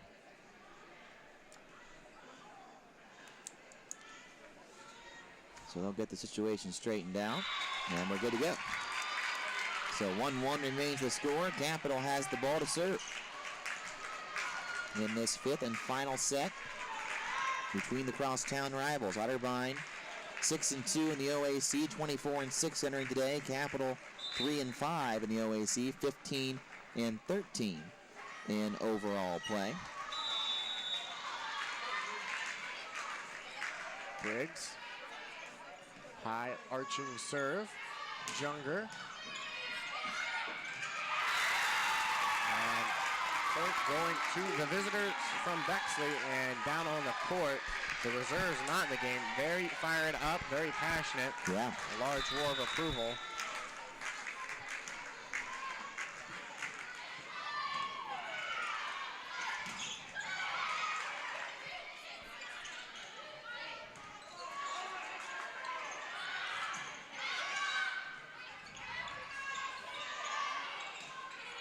Junger gets it over.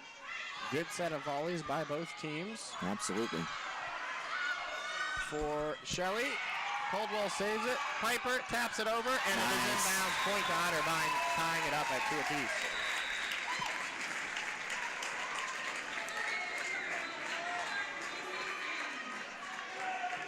And this set certainly having the feel so far that sets 2 through 4 have.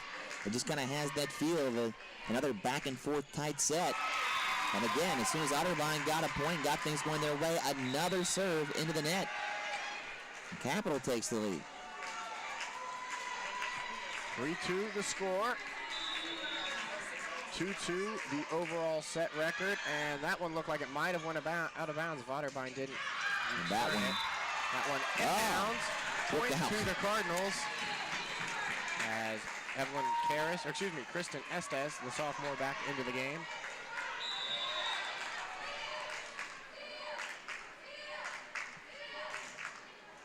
And Otterbein again shooting themselves in the foot as that serve into the net. Back-to-back serves into the net. I don't know how many that's been now today, but it's been far too many. Far too many.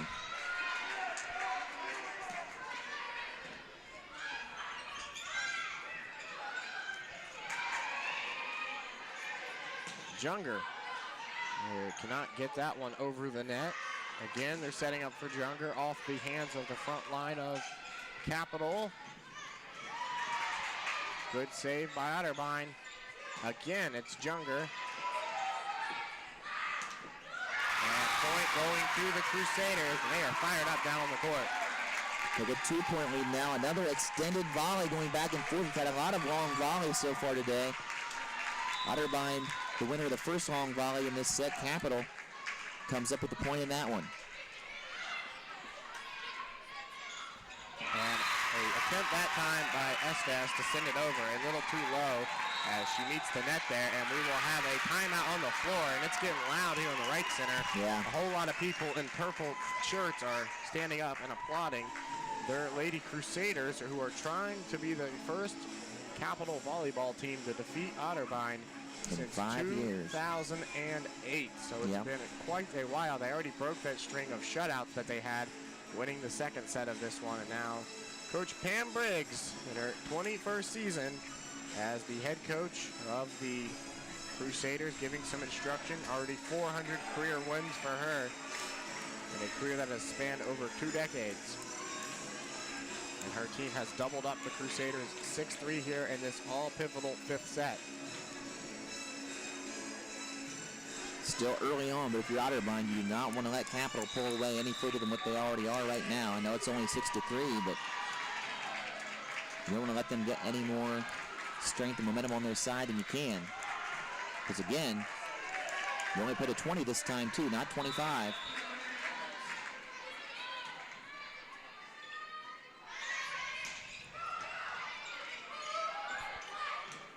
Wow. And again, the momentum ride for Capital continues as they exploit the backcourt of Otterbein. Courtney McCracken. A 4-point lead now for the Crusaders. Ratliff to serve, line drive, Junger digs it out, Piper back to Junger. It's high, running towards the crowd, and it is out of bounds. Point to Otterbein, breaking Capital's streak. They needed that. Tabitha Piper retreats to serve.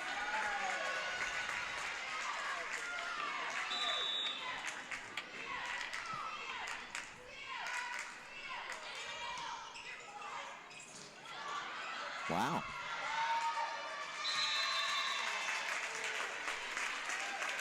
Point to the Cardinals, and they have pulled to within 2 now.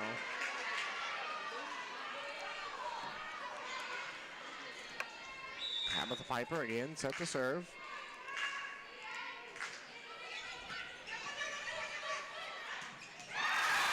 Big point there. 3 back-to-back points now for Otterbein, breaking up the streak after falling behind 7-3. Now just 1 point back. Nice hit up front there for the Cardinals by Estes. Almost an ace. Kellogg, and it is off the hands of Briggs. Out of bounds. Point going to Otterbein. They have stormed back from being down by 4 and now tied this. All pivotal 5th set up at 7 apiece. And again, we will have a timeout on the floor. And now something for the want to discuss strategy. Something for the folks in the red shirts to be cheering about now. 4 straight points for Otterbein after falling behind 7-3. They bounce right back with Tabitha Piper back at the serving line. And 4 straight points tie it up at 7. I don't think this is what anybody expected necessarily coming into today's game, but when it's a rivalry like this, you never know what's going to happen. Again, both teams will be in the OAC tournament, regardless of the outcome, but as David mentioned earlier on, bragging rights very big in any battle you have between the Crusaders from Bexley and the Cardinals from Westerville. Especially if you can extend your winning streak over them to a span of over 5 years. 5 years and 7 matches entering today's. These two have met on the athletic fields all the way back to 1894 when the Otterbein football team defeated the Capital upstart team 60-0, and they've been playing it out in all sorts of sports ever since then.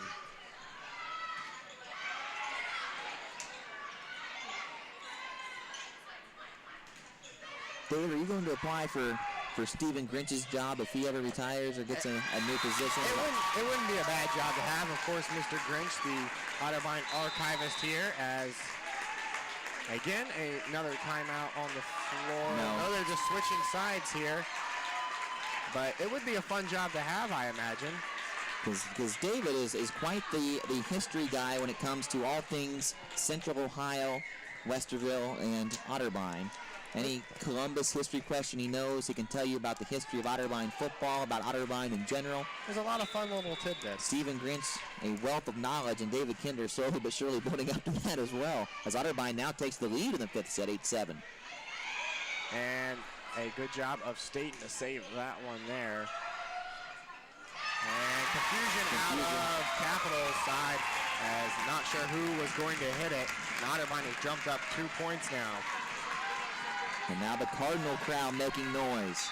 Down 7-3, now up 9-7, 6 straight points. And Tabitha Piper can't get a hand on that one. More substitutes coming to the game for the Crusaders now. And it is a 1-point match here in set number 5, all knotted up at 2 apiece.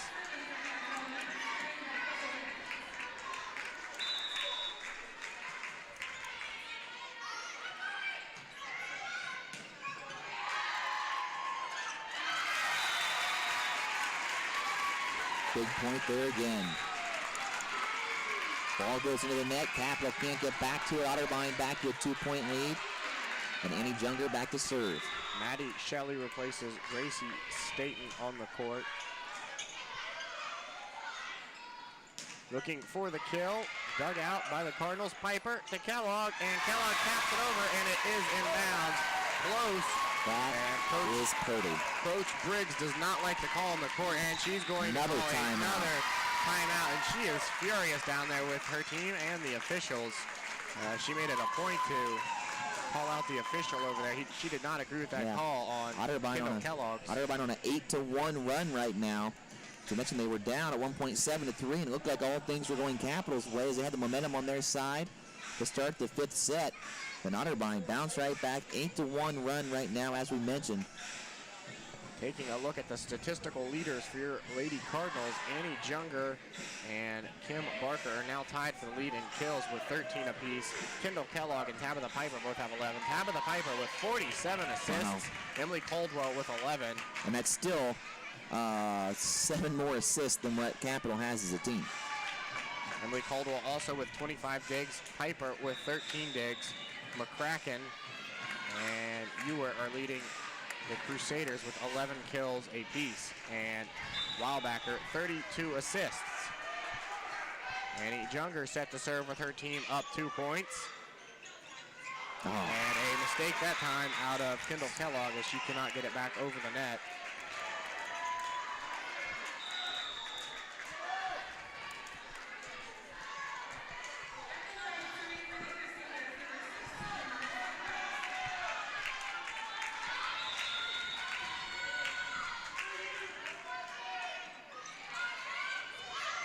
Kendall Kellogg looking to make up for her mistake. She does indeed as she exploits the back half of the court.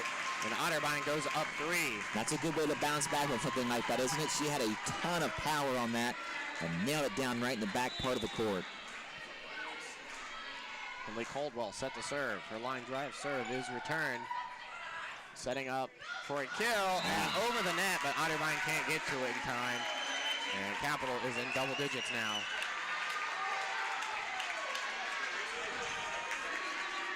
This is rivalries at its best, isn't it?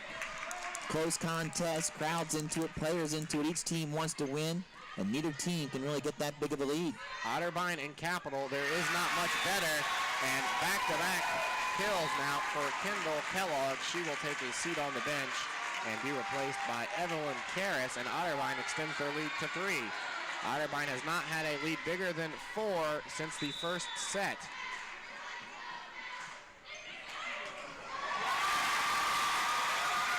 And they now equal that largest lead.